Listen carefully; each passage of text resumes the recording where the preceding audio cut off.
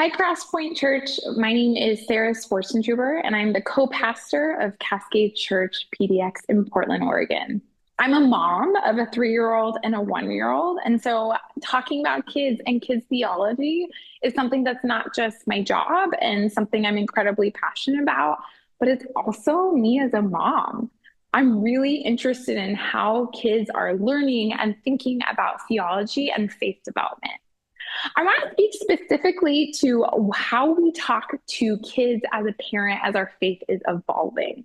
When I was in seminary, which happened to be at the same time that we were planting Cascade 10 years ago, I became obsessed with a conversation around what does it look like to do spiritual development with kids, specifically as parents who have faith shifted.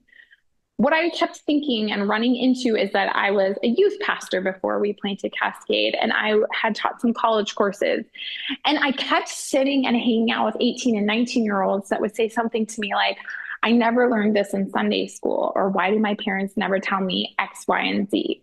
And I began to wonder as we were thinking through Faith Evolve and new ways to do kids' theology, is it possible that it's just a developmental milestone that kids have to faith shift in differentiating from their family? Is that just an important part of development? Or is it possible that we could do things a little bit differently that would help kids think and learn and grow and know a God who is loving and present, and we could teach it just a little bit differently? And so here would be like a few tips I would have for you if you are a parent that resonates as someone who has evolved in your faith journey. The first thing I would say is that you as a parent, you need to know and start identifying your own background. Who you are today, how you interpret God, the Bible, how you were raised in it, the messages that you heard. Those are all parts of how you are parenting your inner self when you're talking to your kid or your student. I think it's our responsibility to do a lot of work on who am I, how do I feel about these things, and how is it influencing the kid and the students that I am talking to when I talk to my own kid or student.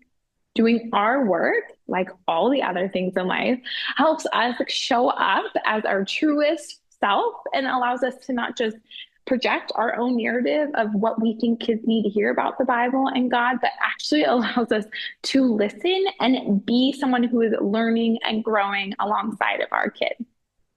The second thing I would say is that age-appropriate theology is incredibly important. How kids learn when they are 2 is something very different than how they learn when they're 12. I think it's our job when we talk to kids to be informed on their age and stage and what they're passionate about and how their brain is working when they hear certain messages. Younger kiddos, when I talk to them, I need to be talking to them in direct language that is applicable and makes sense to them. When I talk to middle school and high school students, they can nuance a little bit more of what I'm saying.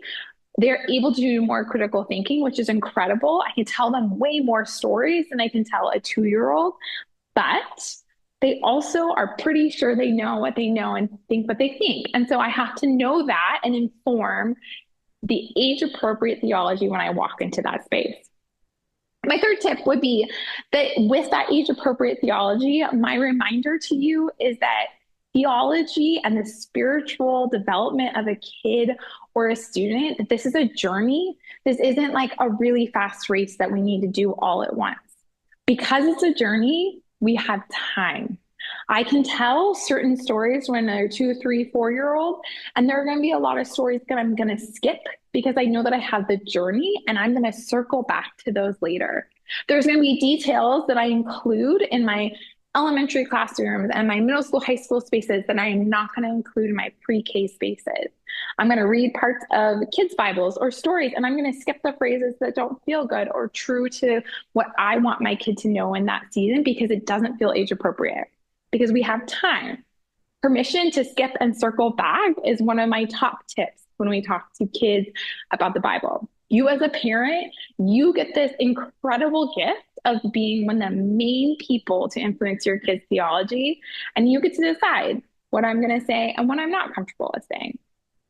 The fourth thing that I would say is that question asking is a key part of this nuance of figuring out what it looks like to talk to your kids about theology. Every time I talk to a young kid, I say, using your skill of curiosity, what are some questions you have in the story?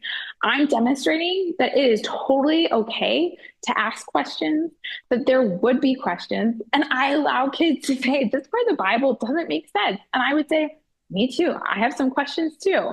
We're asking questions together, not me in the power authority where I am forcing you to ask a question that I'm asking.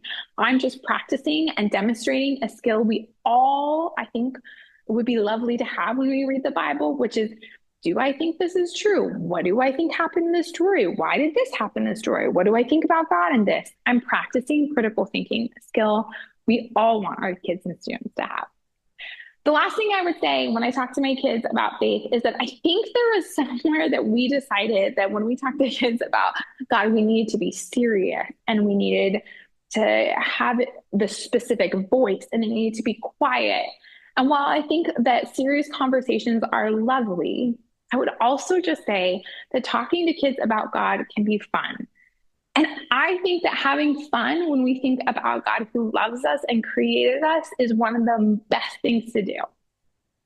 So, with that being said, I hope you have 5 tips of ways to talk to kids as your faith maybe has evolved, as you reflect and get to love the kiddos that are in our lives. Talk to you soon.